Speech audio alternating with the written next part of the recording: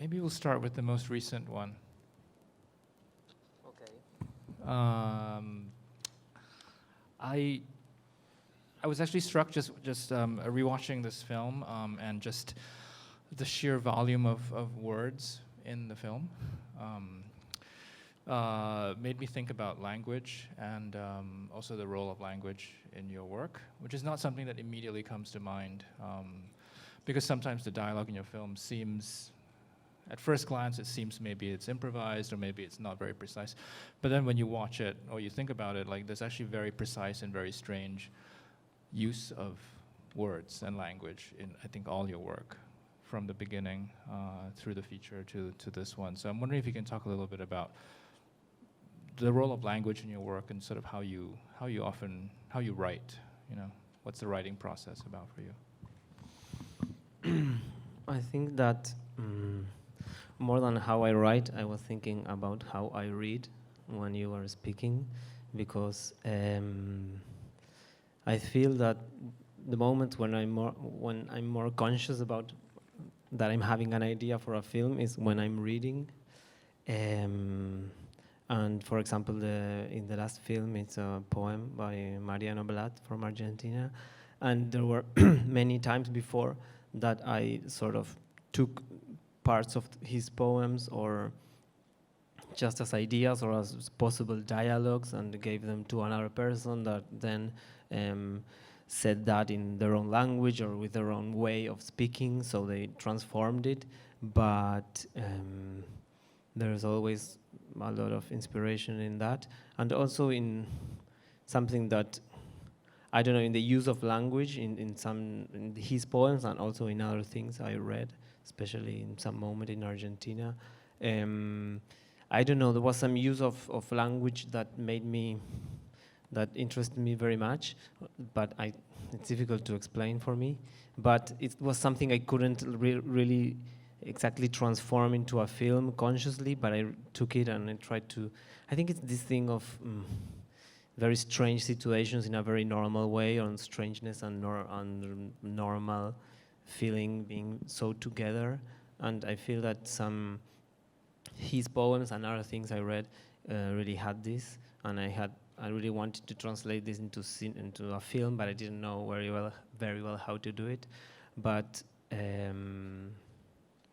yeah, and then then I started doing films in other countries, and I started like experiencing what it is to be like surrounded by people who are communicating, but you're not understanding anything, and how can that change my way of observing what surrounds me? Because when I don't understand, I think the images of words are not created in my head, so I have this free space to be able to observe things in a different way, or to think about other things rather than what they are speaking. But at the same time, they are communicating, and I think for me it's a very interesting way of observing what surrounds me in some moments. When you don't understand the spoken language, yeah. So when you work with, I mean, we saw films tonight that were shot in Argentina, in Sierra Leone, and Vietnam, and the last one in Guinea-Bissau. So is your way of working with your collaborators the same? You know, like in terms of like basically, specifically in terms of language and having phrases, having things you want them to say, versus the sense of freedom, you know, and of not really knowing what they're saying and letting them just be. Well, in the first short we saw today, it was more written, and it was less of that, or improvising, or trying to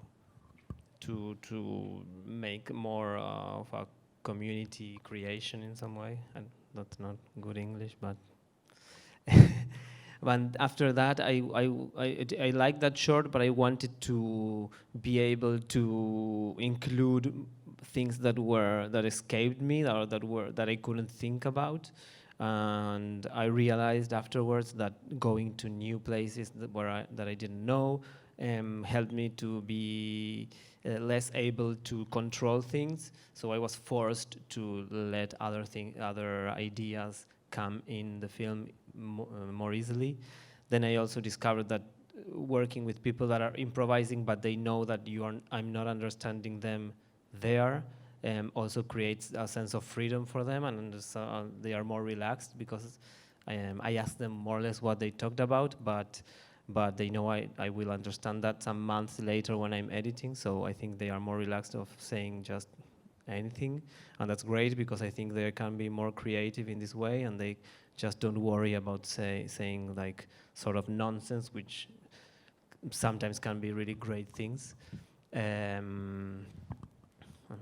got lost. Yeah. I think you answered it. So, but just sticking with the idea of language and words, the title of Kutsia Puma is actually a phrase from, and I don't think I knew this until I was actually reading the book, and I just came across this phrase, and it's in the book Zama by Antonio de Benedetto that was adapted recently by Lucrezia Martel as a film. So can you talk about how that phrase became the title of your film? I try to remember. No, I remember what I liked the most about the book is how it was written. So it was very like, I don't know, sometimes I feel I'm adapting books, but in a very abstract way, because how can I adapt the way of using language, written language, to a film? But I just like take that feeling of reading that book and then try to pass it to a film, but it's a very strange thing. And I don't know, I think also like thinking in words is very difficult for me, like thinking about words and titles and all of that. It's like something that doesn't come very easily. So I think I went back to that book because it was a book full of interesting use of language for me. So I was like, I have to find something there. And then I find this paragraph I really liked that talked about I could see a puma and other things. And then I took the first phrase for the title and the other parts for the first the first thing we can hear in the film. But yeah, I don't know. I remember that what I liked the most about that book was that something is impossible to translate, but I tried to take something. So this idea of adaptation, I guess, also kind of applies with Parsi. It's like a very, not adaptation, but like an interpretation in a way. It's a film that starts. The starting point of the film is the poem by Mariano Blatt. Can you tell us a bit about how this project started and also this poem that he's? I understand that like it's sort of it's an ongoing project for him. He just keeps adding to it, right? Yeah, it's a poem that he will write all his life. He says that he didn't want to have like the blank page syndrome or something like that. So he decided to have a poem that will always continue. So he knew he could write something all the time. Did you adapt the whole thing, or is there more? At that moment, it was the whole thing, but now there's more. Like we traveled showing the film, and he kept on writing. So maybe there's a second part. We don't know.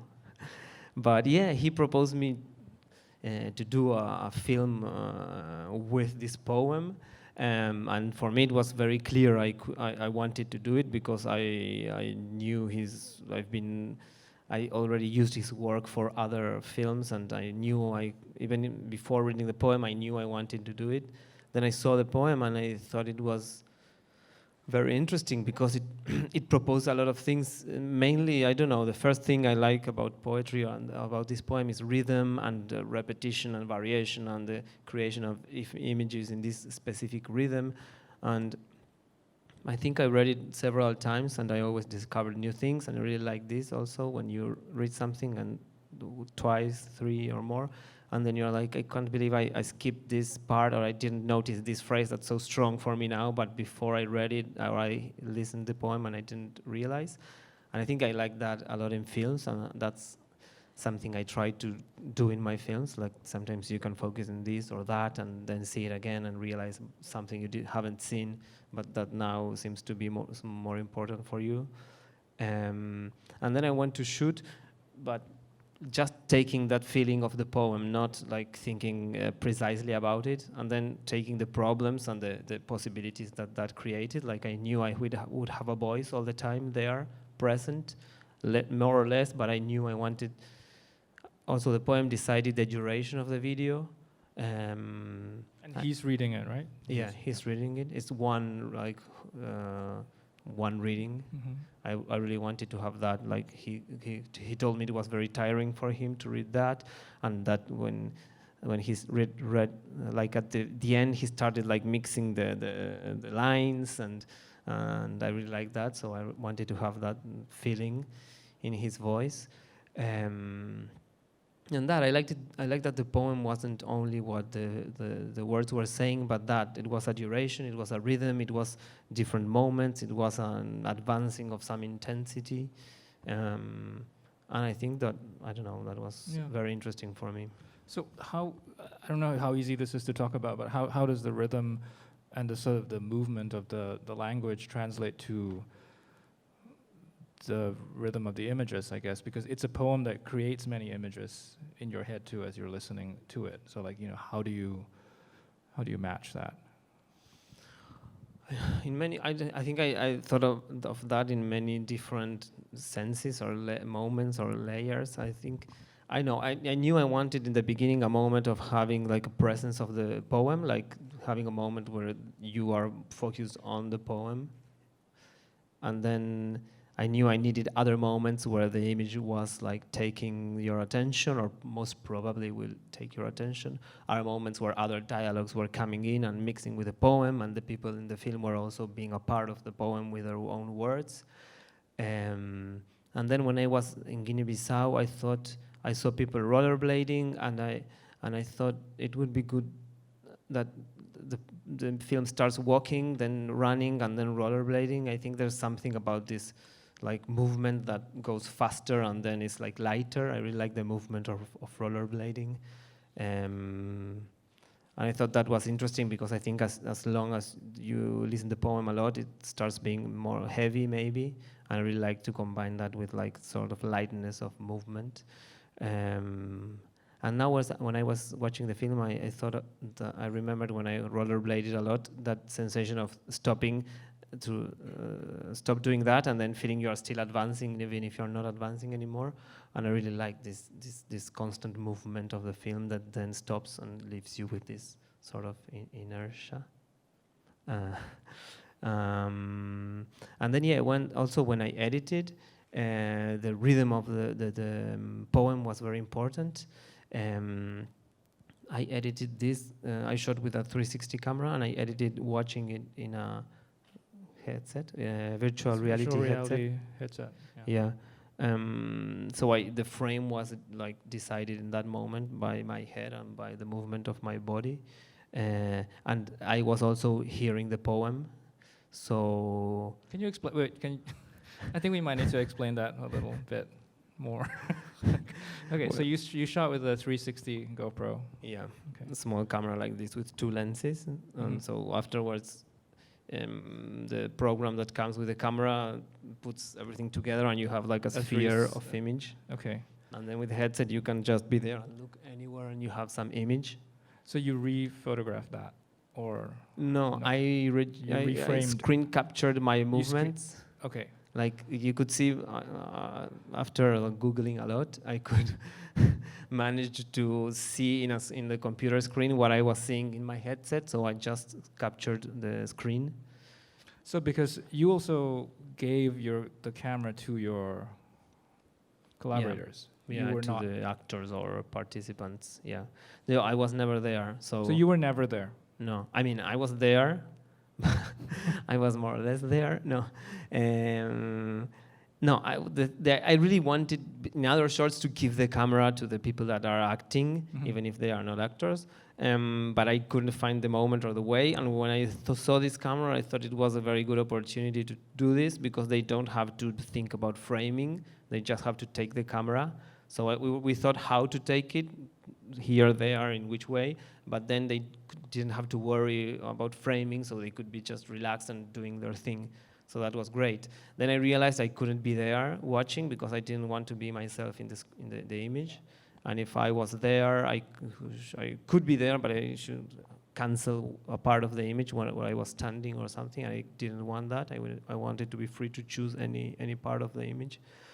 So so yeah, we were together there. We thought about things, and we thought about ways or trajectories or things to do. And then I just let them go, and we met in another point of the city. And I asked them how did it go and everything, but I couldn't even see the images when they came back. So I really liked that. It was very strange for me, like to not to be there while they are shooting a film that's supposed to the film I'm directing, you know. So it was a nice thing I really liked, and I was sort of afraid before, but I think it's interesting. So yeah, I don't know if I should go back somewhere or. I was saying that when I saw that, so I was afterwards, I saw that in the headset, and I was listening to the poem, and that for me it was very important for the rhythm, because my movements also were like relating to the moment of the poem, or my feeling about this poem, this repetition and this thing. So I think the framing of the film is very connected with that. And also the poses, sometimes I like try to connect different parts of the image that for me like related to the rhythm of what he was saying in that moment. So this was an experimental process, you trying the camera and the virtual reality headset, because the image is very strange. I mean, like, you know, I think that's part of the effect of the film, like that you can't really quite tell how how you got the image to look this way, and so it was just a process of trial and error, because it seems there's something kind of paradoxical about the image, which, you know, the more I look at it, like you seem like to be really in it because of this immersive sense, but it's also very clearly distorted, you know. So I feel like it's both like more real and less real or something, you know. So. Great. Yeah, I love that. I try always to be more real and less real at the same time. I hope I always think of trying to be less and more like this. I hope I will succeed in that. But I forgot. So it was an experiment that you yeah. For me, it's always like trial and error. Everything I do, like I'm not very technical person, so I get a camera for different reasons. Sometimes because I want it to be small, because I know I want to be in the city and not attract the attention of people. Sometimes because I like the texture that I know that will probably come from that image. Sometimes because I know I have the opportunity of trying a camera. And for me, it's very important the physical relation with the camera, like touching it and seeing what it happens here in these conditions, in that conditions, here or there, and then deciding like, okay, I like these conditions I don't like, and knowing how I want to shoot with that camera. But for me, I like more that than reading what the camera does. You know, for me, it works better just to be with the camera, try, see. And with this, it was a little bit like that. I thought about sort of Google Maps image that could come, but then I thought it was going to be different because the situation is very different, and the speed and how they are taking it is very different. So that was exciting, but I really didn't know what would happen. So when we were shooting, we did a day of shooting, and then I saw the images, at least to have an idea of what was happening, and thinking, what will I do next? So yeah. So, I mean, even though this film looks, I think, very different from the others and from, you know, your other films and The Human Surge, I think that there's one thing it has in common with, in terms of the way it's shot, is this how your films seem to confuse the point of view for me, like in a really interesting and I think productive way. I'm wondering if you can talk about this, like, you know, there's certain recurring things in your films. There's an interest in movement, the movement of characters, but also movement of the camera, and how these respective movements are also at the same time, like, they're not, you know, they're redefining the typical relationship between how we think of a figure in a landscape or how we think of how a camera follows a character, you know. And I feel like your films have kind of just detached it from like the typical ways of looking at people on screen or looking at people in their environments, you know. Yeah, I was thinking a little bit related to the before and this, that I also really liked about the idea of using this camera that for me, poetry and some poems what I like is that they take me to a very strange point of view and a very special and specific and weird point of view. And I thought that this camera would probably do something like that, or could do something like that. Like, like this observation that's very special and different. I think in poetry, I really like that. Maybe it happens in many other things, but I really feel that in poetry, that it takes me to a very strange point of view. And here it's more physical, but I really like to connect it in that way.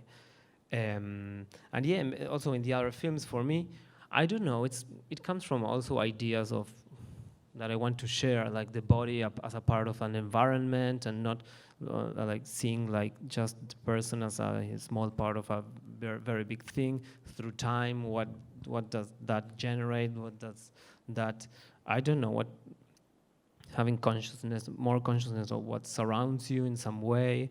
Also movement and spaces, like watching spaces as like a transforming body and not as hard, stiff things. So I really like this feeling of never stop moving, and see how these spaces are like things that transform all the time. And I think that's very interesting. And also because of this feeling, with the last film, I think we see that clearly, this feeling of never being, there's something about time that never stops moving, obviously.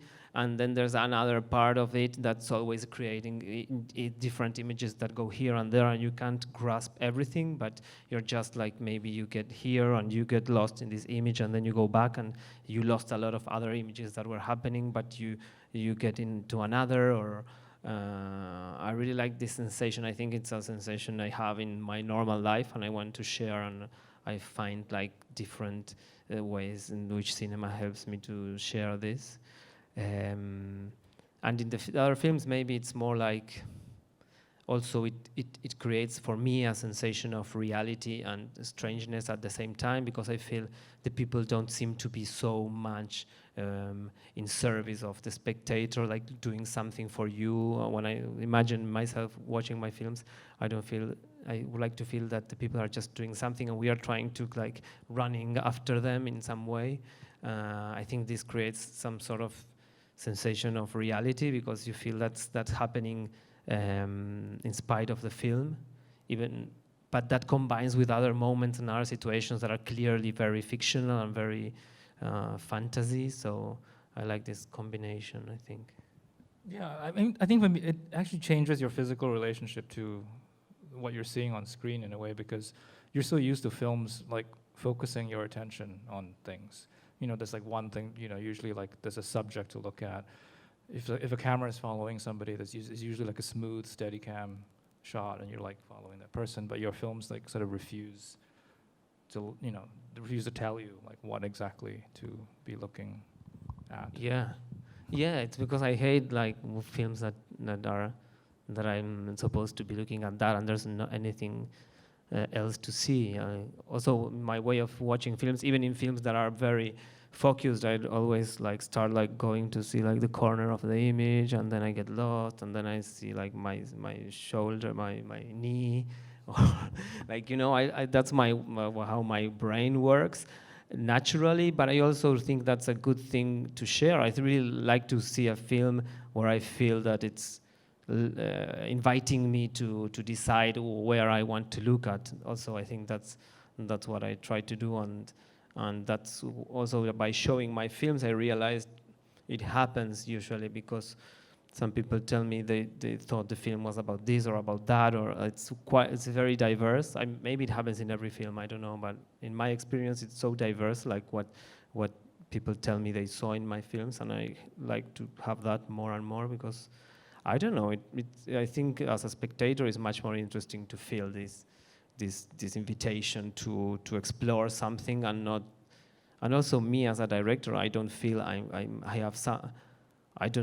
feel I'm in this place of going to, okay, I want to tell you this or I want to tell you that, and sort of try to invite the people seeing the film to be in the same mood as me, and not the same one, but in the similar mood, and then to think. Always in my films, I think of so many things all the time about everything, and I know not everyone will see that, but there's always, in my mind, many possibilities everywhere, and I try to share that.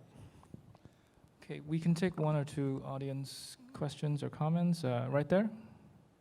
Yes, it's microphone right behind you.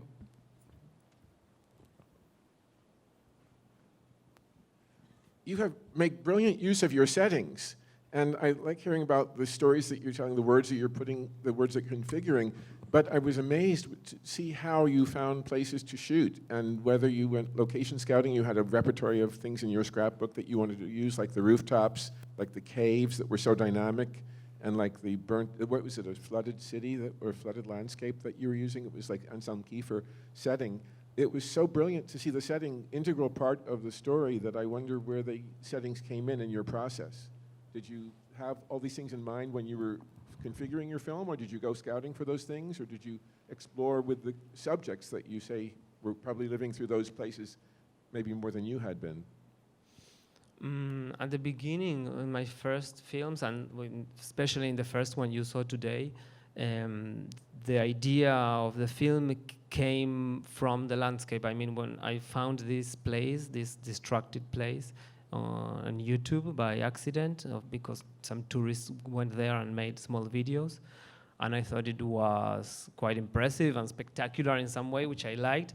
But of course, that doesn't make a film, in my opinion. But then I thought about how the characters could pass through this place and how they could act in this place, and this combination of a very strange and spectacular place with these characters that pass as if it was very normal for them. I think that in my mind that created a feeling of not being very sure of what you're seeing, like you don't understand if they are not seeing the same as you, or if it's just normal, their normal neighborhood, I don't know why. And I really like this. It's a very simple but very clear way of explaining what I like also in cinema, this thing of not being very sure of what you're seeing.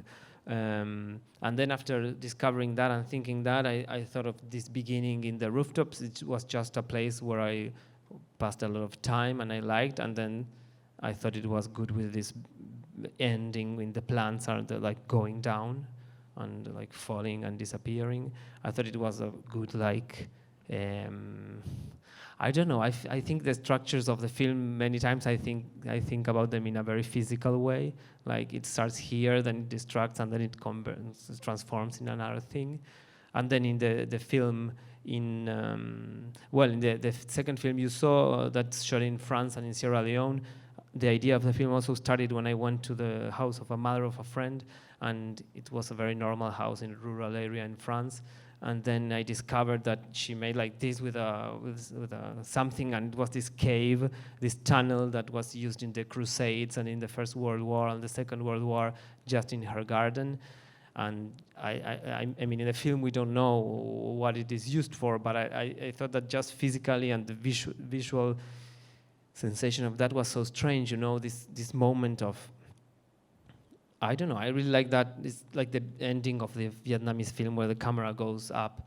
It's like a moment where what you think was the normal way of things cuts and changes drastically. So you like I don't know, it's like, for me it's the sensation of the changing of the dimension or something drastically, and I really like to do that in a very physical way and in a very simple way, because you're just discovering a hole in a garden, or just the camera is flying, but then you are taken to another dimension of the same thing. You're looking at that in a very different way, but also in a very simple way. But then I tried to look for other ways of doing films, and not always because of the idea came up of the landscape. And that's how I went to Vietnam, and I didn't know what I was going to find in terms of landscape. I knew I was going to be in Hanoi, that's a city. But then, I don't know, the people I met took me to places that were incredible for the film. Like at the end, this neighborhood in construction in the suburbs of the city. And I thought a lot about the other neighborhood in destruction in the first short you saw. and I thought it was very similar and different, and I really like how these guys like reappropriate the space and just jump and go and use it in a very different way than what you expect.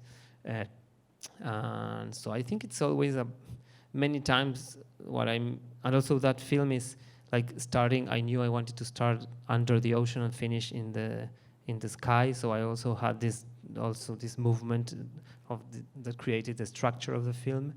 And I was going to say something. There's always this thing of a sort of spectacular thing, but also the rhythm of the film is not so spectacular, and it's very normal, and it's very attached to a normal rhythm of life.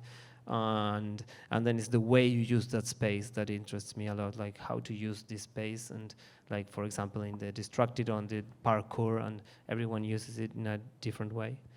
So yeah, I think the landscape is very important for me. Also, that's why I try to be far from the people, because I think if we have a person very close, we tend to focus on the body of that person. And I really like to have the presence of the landscape most of the time. I think we can take one more. We have another screening starting, but one final question, or no? I thought I saw another hand.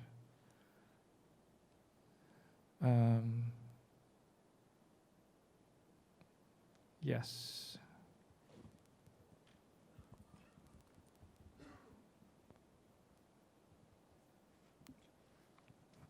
Thank you.